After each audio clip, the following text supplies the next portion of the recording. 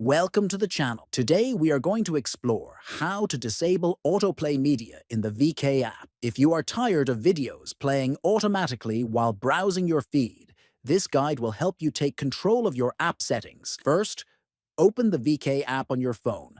Next, look at the bottom right and tap on the three-line menu.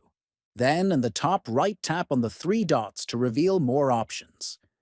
From the menu that appears, select Settings. Once you are inside the Settings menu, look for App Settings and click on it. Next, scroll until you see the Autoplay Media option. Tap on it to open the available choices. Finally, select Never to completely disable videos from playing automatically in your feed.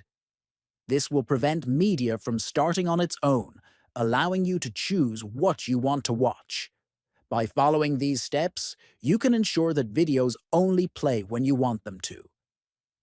Make sure to subscribe to the channel, like this video, and share it with your friends. Thanks for watching and enjoy a smoother VK experience.